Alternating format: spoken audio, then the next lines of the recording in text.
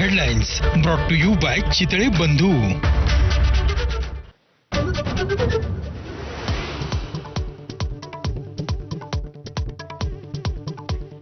धनंजय मुंडे बीडचे पालकमंत्री असताना 73 कोटी 36 लाखांची बोगस बिलं उचलली गेली। भाजपा आमदार सुरेश धस यांचा गंभीर आरोप। 14 कोटींची बिलं आकानं उचलल्याचा दावा।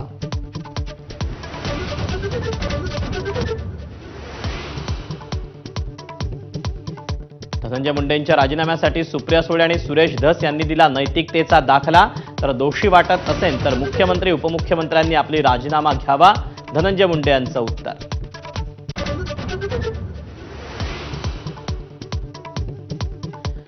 धनंजय मुंडेंच्या राजीनाम्याचा चेंडू अजित पवारांनी फडणवीसांकडे टोलावला।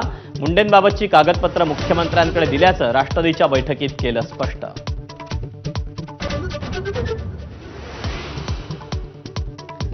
संतोष देशमुख यांच्या हत्येला 50 दिवस पूर्ण, पण आरोपी कृष्णा आंधळे अजूनही फरारच।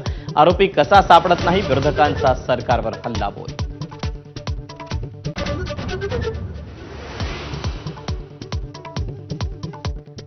ठाण्यात जनता दरबार घेण्याच्या गणेश नाईकांच्या घोषणेमुळे एकनाथ शिंदे नाराज असल्याची चर्चा।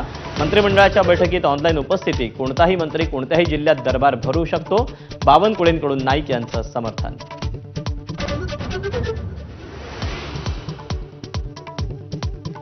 10वी-12वीच्या परीक्षेला बुरखा घालून प्रवेश नको, कॉपीचं प्रमाण वाढण्याची शक्यता व्यक्त करून नितेश राणेंचं शिक्षण मंत्री दादा भुसेंना पत्र।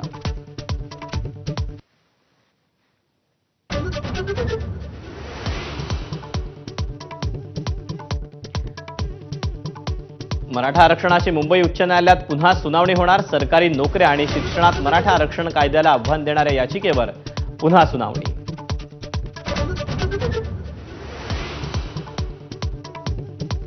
सरपंच हत्या प्रकरणावरून लक्ष हटू नये म्हणून मनोज जरांगे उद्या दुपारी उपोषण मागे घेणार। तर इथून पुढे उपोषणाची लढाई बंद करण्याची शक्यता।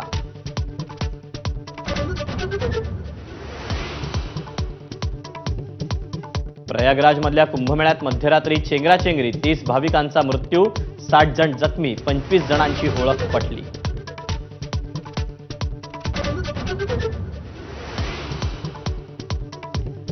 मुंबईच्या विकासासाठी परिवहन विभागाचे मोठे निर्णय। 5 वर्षात वॉटर ट्रान्सपोर्ट वाढवणार, तर पुढील 2 महिन्यात रॅपिडो बाईक सर्व्हिस सुरू करणार।